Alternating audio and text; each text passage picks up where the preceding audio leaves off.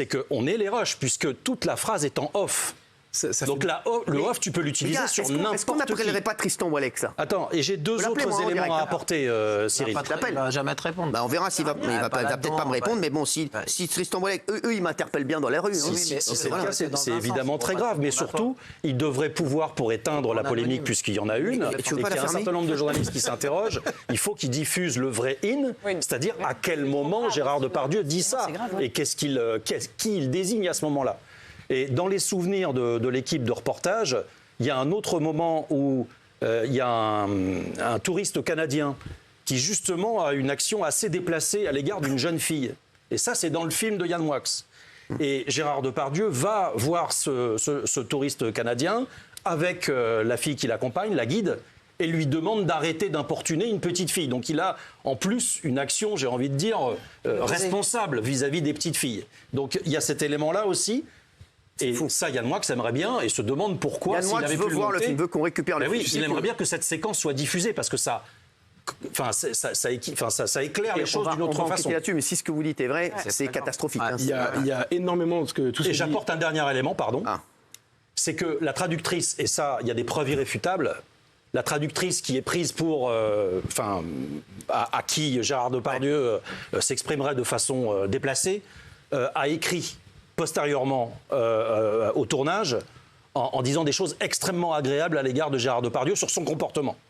Ça, ils l'ont pas pris, ça, bizarrement. Non. Ben, moi, j'aurais bien aimé que l'équipe de complément d'enquête s'intéresse à ceux qui étaient présents sur place pour savoir qu'est-ce qu'ils en disent. Parce qu'une phrase, c'est une chose, mais il y a tout l'entourage. J'appelle Tristan Wallex. Je pense pas qu'il te réponde. On va voir, on va essayer. Bah moi, ils m'ont bien venu me faire chier dans la rue. Moi, j'ai le droit de les faire chier, quand même. C'est bon. Tristan Wallex, troisième sonnerie. Je rappelle que Tristan Wallex joue pour la cagnotte. 52 €. Tristan Wallex. C'est grave. Tristan Wallex de la région parisienne. Le jeune Tristan est recherché. Je lui ai laissé un message. Je pense qu'il aime bien quand je l'appelle. Alors, pour être tout à fait équilibré aussi, il faut ajouter une chose, c'est que... Ce qu'il veut, lui. Oui. Non, mais parce que je voudrais pas... il se peut aussi que le producteur ait fait des choses, entre guillemets, bien sûr, dans le dos de l'équipe de complément. Donc, je n'en sais rien de ça. Bien sûr. Voilà.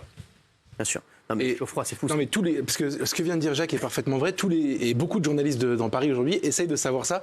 Et ce qui est inquiétant, c'est que ça fait une semaine que la question est posée et qu'il n'y a toujours pas ni les rushs, ni quoi que ce soit, ni une ouverture de porte. Ça pourrait se débloquer dans les heures, dans les jours qui viennent. Et autre chose, parce que tout à l'heure tu parlais du film de Yann Moix.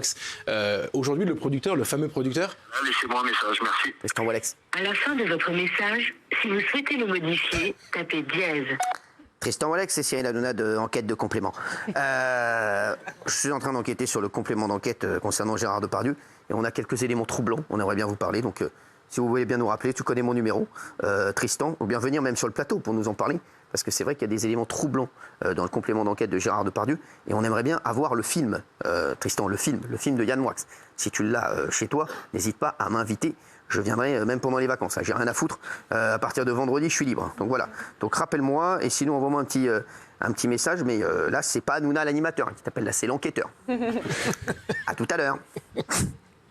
J'espère qu'il va me rappeler. Alors. Et sur le film de Yann, aujourd'hui, le producteur prétend que ce film n'existe pas. Il dit, ça. Mais si jamais ce film a été fait, que Yann Moix le montre, moi, je voudrais juste témoigner d'une chose, c'est que je l'ai vu, moi, ce film. Yann, avant toute cette histoire, me l'avait envoyé il y a 2 mois. Il avait une version, en fait, on pouvait le lire le voir via un lien privé. Il me l'avait envoyé, je l'avais vu, ça dure 2h30. C'est objectivement génial, ça ressemble au documentaire de Gérard Depardieu habituel.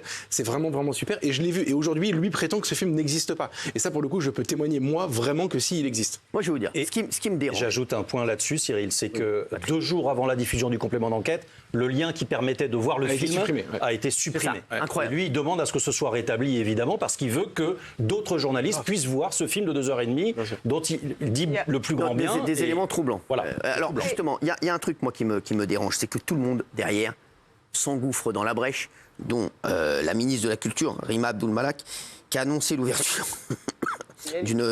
d'une procédure disciplinaire pouvant aboutir au retrait de la Légion d'honneur de l'acteur. Regardez, Rima Abdul Malak, qui s'est exprimée, toujours bien sûr, avec beaucoup de bon sens. Une Légion d'honneur, ça distingue un homme, un artiste et une attitude, des valeurs, c'est tout ça à la fois une Légion d'honneur. Il y a un conseil de l'ordre de la Légion d'honneur qui va se réunir et qui va engager une procédure disciplinaire pour décider si cette Légion d'honneur doit être suspendue ou pas, retirée complètement ou pas. Ça sera à eux de décider. Évidemment, Gérard Depardieu pourra apporter des éléments en contradictoire. C'est une procédure qui va être enclenchée. Voilà. Alors Rima Abdul Malak, qui fait beaucoup de plateaux. Hein. Vous voyez, tous les jours, elle est sur France 5 ou sur TMC. Voilà. Elle peut venir ici. Hein. Moi, je croyais que les ministres on a un très bon coiffeur aussi. Ne pouvaient pas influer sur la vie judiciaire d'une affaire. Elle influe sur tout, elle. Ouais, mais je veux dire qu'elle puisse s'exprimer alors que Gérard Depardieu n'est pas jugé et que seule la justice. Non, mais je vais te donner un exemple. Je vais te donner un exemple. L'Arcom, c'est une entité qui fait vraiment ce qu'il veut.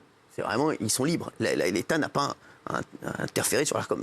Avant une décision nous concernant, un jour avant, elle a été faire toutes les télés pour dire qu'il faut qu'il y ait une grosse sanction pour Cyril Hanouna. Donc voilà, donc Rima Abdul Malak, je dis la vérité, voilà, elle essaie vraiment d'exister. Tu sais, mais c'est souvent ça, les ministres de la Culture. Malheureusement, tu sais, nous, ça fait 13 ans qu'on est là, et des ministres de la Culture, on en a vu passer. Je peux te dire, tu vois. Et c'est vrai qu'on est plus souvent là que... Faut pas trop s'attacher à celle-là, je pense. Non, moi non plus. Ouais, je pense aussi. Pourquoi Emmanuel Macron, il l'a défoncé après ça? Mais en fait, nous, on a voulu savoir du coup si elle agissait au nom de tout le gouvernement ou si elle avait parlé en son nom propre. Et l'Élysée nous a fait savoir que Macron n'était pas au courant, qu'il n'était pas très content, et que par ailleurs, il y a quand même un problème de présomption d'innocence. C'est-à-dire qu'elle est en train de retirer. Alors, ces films sont plus diffusés sur le service public à Depardieu. C'est quand même le plus grand acteur français. C'est une erreur. Il y a un mec qui m'a écrit, il m'a dit. C'est une erreur. C'est une erreur. Il m'a dit. Un mec qui m'a écrit, ouais, je sais pas qui c'était. En attendant, de France Télé. Il y a ça. Ensuite, il y a la statue au musée Grévin. Au nom de quoi? Et cette Légion d'honneur. Oui, ils ont le droit. Alors, Grévin, les pauvres. oui, bien sûr. Grévin, les pauvres, parce qu'ils ont eu des menaces et tout. Oui, ça, eux, ils sont sympas. Grévin, les pauvres, ils les connaissent, ils essaient de faire le max. Oui, les visiteurs étaient très mécontents, c'est vrai. Sur les réseaux sociaux, ils se faisaient vraiment insulter. Donc, du coup, ils ont décidé d'enlever la statue. Pour un mec qui n'a pas été condamné, quoi. C'est ça qui est un peu... Oui, Patricia. Je veux dire juste une phrase.